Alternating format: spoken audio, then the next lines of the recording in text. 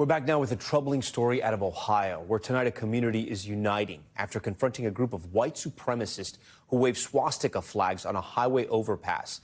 The confrontation happening on the outskirts of Lincoln Heights, a historically black community. NBC's Antonia Hylton has more, and a warning: this report contains offensive images. A hateful demonstration unfolding on an overpass in Cincinnati as more than a dozen people gathered, donning all black and waving Nazi flags, weapons, and yelling racial slurs. Community members quickly confronting the group.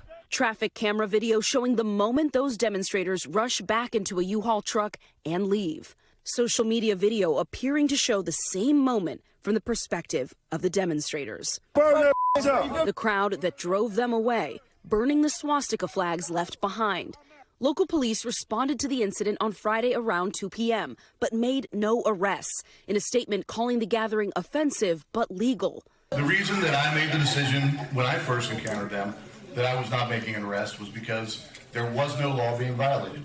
They were open carrying in accordance with Ohio's open carry law. Reverend and community leader Julian Cook demanding answers. Were you surprised that no arrests were made?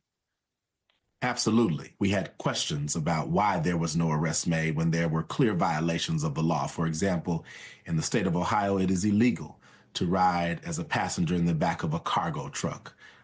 We wanted to make sure, had these individuals been checked for warrants, these signs that were hung on the bridge, that's government property, that's vandalism. The racist demonstration took place on the border of the historic black community of Lincoln Heights, the first black self-governing town to form above the Mason-Dixon line, America's dividing line between the North and South. To black residents, this location was no coincidence. It is very clear. There's no way around it. This was an act of violence. We must not push that under the rug. It is not by chance that this happened in this community at this time. The Jewish Federation of Cincinnati saying in part, "We will not be intimidated. We urge all citizens of Cincinnati to stand with us in rejecting hate and building a community where all people can live without fear or intimidation." Anger boiling over as residents reel from those blatant images and words of hate. It cannot be legal to stand in the middle of the street and stop my truck and call me that word. But remain determined. The Reverend and dozens of other community members marching to the overpass to show that hate has no home here. We wanted to go to that spot to make it clear that we are resolute, that we are not afraid, that hate will not win here, that love will triumph.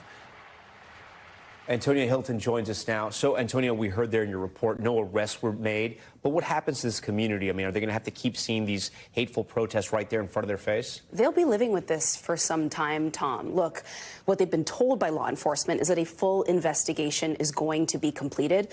And what typically happens in these cases is officers are going to have to go out, find people who might have dash cam video, who are driving by, neighbors who have Ring cameras who saw the U-Haul pass through, for example. That can take some time. They'll have to review all of that and see if any crimes were committed. But of course, part of the challenge here, right, is as days go by, the pain is very much still there. Trust can be lost. And that is what the pastor is worried about right now, Tom. Thanks for watching. Stay updated about breaking news and top stories on the NBC News app or follow us on social media.